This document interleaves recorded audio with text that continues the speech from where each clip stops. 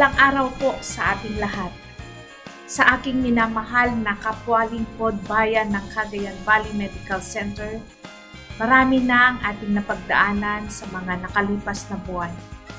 Nariyan ang masasayang tagumpay na ating natamasa, walang kapagurang serbisyo na pinahirap pa ng mga nagdaang bagyo, at di maikakailang mayroon ding hindi ka nais-nais na nangyari na sumubok sa ating pagkakaisa.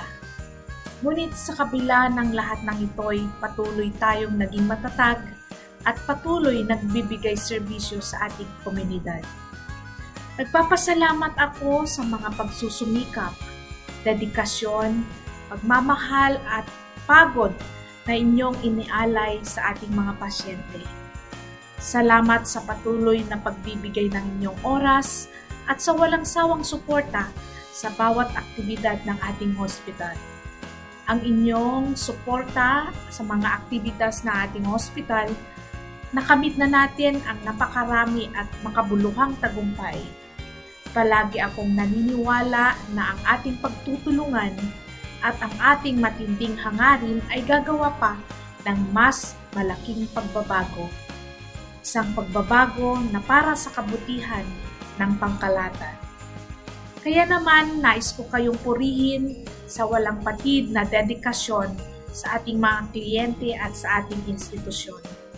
Ang inyong kadakilaan at kabaitan ang tunay na sumusumbulong sa tunay na kahulugan ng Pasko.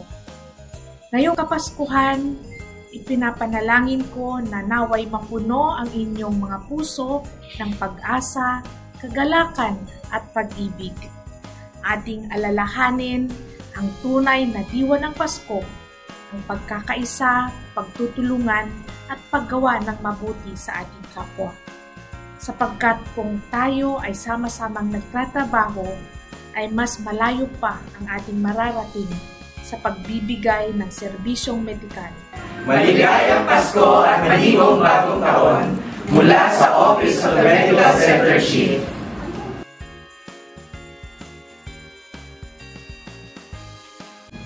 Saludo ako sa inyong lahat at pinagmamalaki ko kayo.